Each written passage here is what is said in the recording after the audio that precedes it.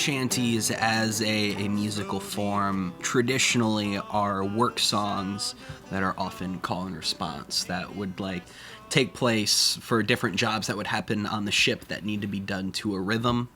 More contemporarily, the definition of shanties has broadened to include a lot of like just water-centric ballads. Yeah, things that evoke the image of being on a ship or some kind of work position.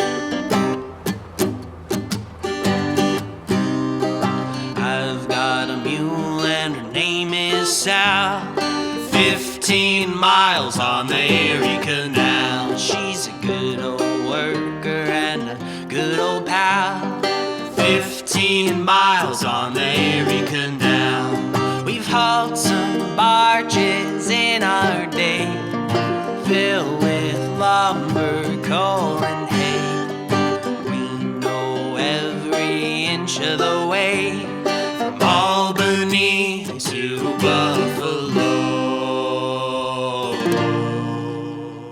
So there we go, Erie Canal, really famous song back in the day. Some of our parents remember learning it in school, right? Oh yeah, I mean, when I brought up that we were going to be doing a sea shanty project with some of my friends, a couple asked me if we were going to do the Erie Canal song just because it was, I remember learning that song in 4th grade music class, and after talking to a lot of people about it, I guess that song has been part of the music curriculum in the public school systems, at least around the Great Lakes area. There's been some people in other places that have known the song, but for years it's been a part of the curriculum. So yeah, very fun tune to play too.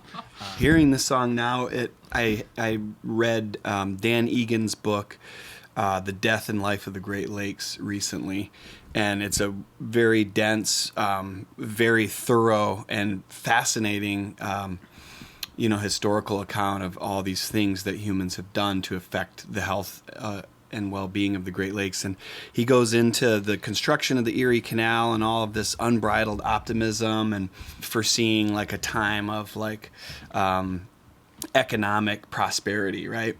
And yet this also opened the door to some really horrible things that have devastated the Great Lakes, namely invasive species coming in through the St. Lawrence Seaway, through the Erie Canal, and now we have, at first it was zebra mussels, now there's quagga mussels, millions upon millions, billions of them filter feeding the lakes every day.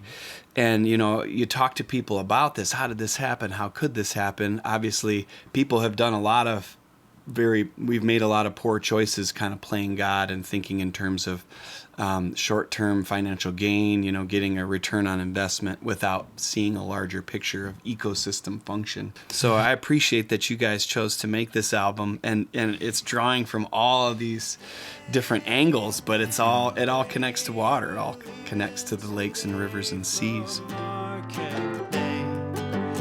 Well, we all nearly died out the storm we did ride, but our captain was tried and he knew deep inside what to do. With no reach in the dock, the ship tied to a rock. For 3 nights we were stopped, but we lived to head off for the Sioux.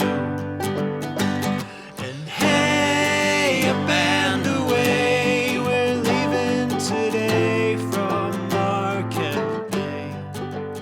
I went up to the UP for the first time touring with the Accidentals back in, I think 2015 was the first time we went up there. But I remember driving into Marquette, Michigan, and just seeing the giant ore dock that was kind of jutting out into the bay, at least the old one. I know there's one that's still being used a bit further up the bay. But it was just this huge monolithic structure of, industrial history.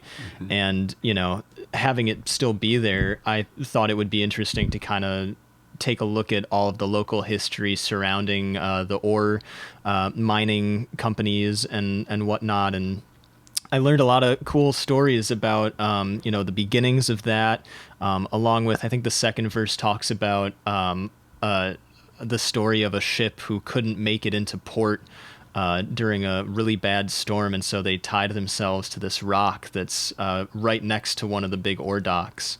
And it ended up being named after the captain, so that's Ripley's Rock, if you're ever up in Marquette. But it just seemed like it was such a, a big part of Michigan's history is a lot of the mining that went on in the UP and still continues to go on to this day. So I thought it would be interesting to write a song from kind of the different perspectives of the workers and of the ship captains and things like that. So yeah, so that's Marquette Bay. The captain's in his cabin, lads, drinking wine and brandy. Tommy! Way haul away, we'll haul away, Joe. Way haul away, we'll haul away together. Way haul away, we'll haul away, Joe. Way haul away, we'll hope for better weather. Way haul away, we'll haul away, Joe. This record wouldn't have been possible without clean water. I think that's an important thing to circle back to. Like all of the, none of these songs would have existed if our waters hadn't been usable and able to provide for the ecosystems. And, if we keep going down the route that we are going down, that tradition might go away forever.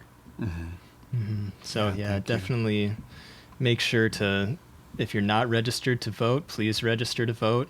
Make sure that, even start now, see who's looking to be the candidates for the next year's midterms and start doing some research because, it's definitely needed, especially at the community level. So Yeah. Get out there, engage your community. It's very possible, abundantly possible.